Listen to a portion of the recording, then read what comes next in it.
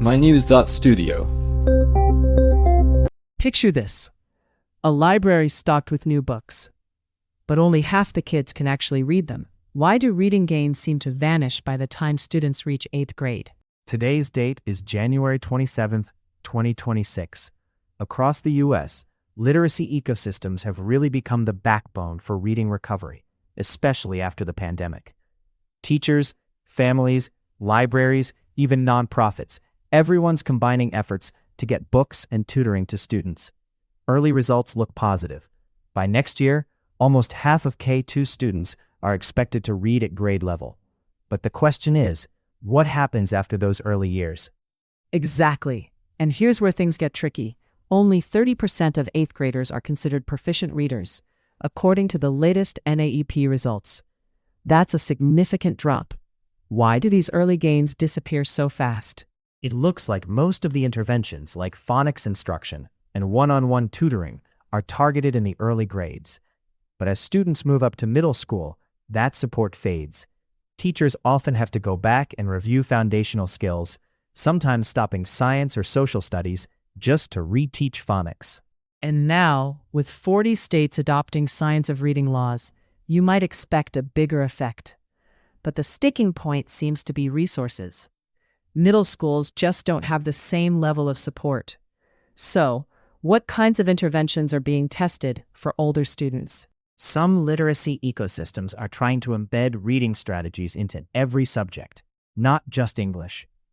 They're training all teachers from kindergarten through 8th grade to watch for reading difficulties and step in early. There are universal screeners 3 times a year, personalized learning plans, and systematic checks for dyslexia to catch problems before students fall behind. That sounds promising.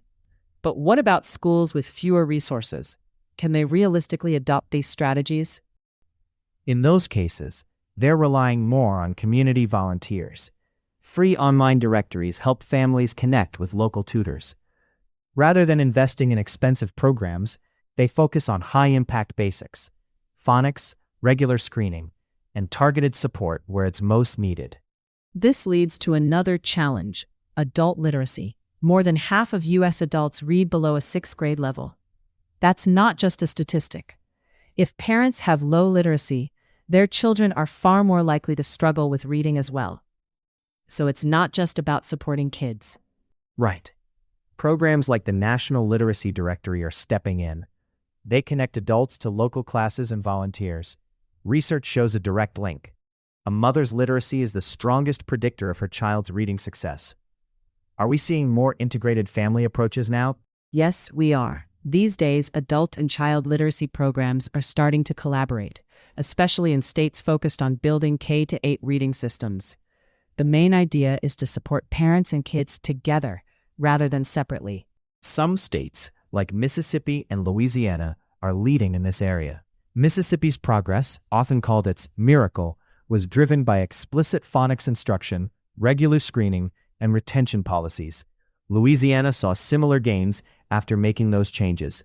But what helps make these models scalable for states with fewer resources? They're using free, universal screeners and building up volunteer networks. Early phonics instruction and regular dyslexia checks don't require large budgets, but they're effective at catching issues early. The approach is straightforward: focus on proven strategies and make them widely available. That's the key takeaway. The U.S. literacy ecosystem isn't about one-off programs anymore.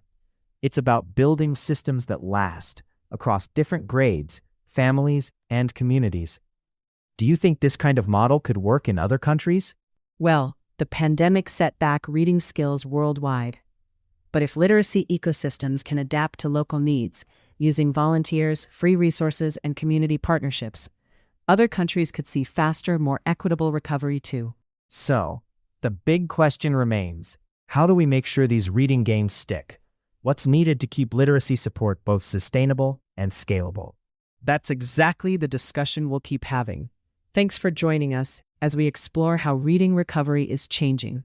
We talked about why early gains fade by middle school, the impact of adult literacy, and which policies seem to work best, especially when resources are tight.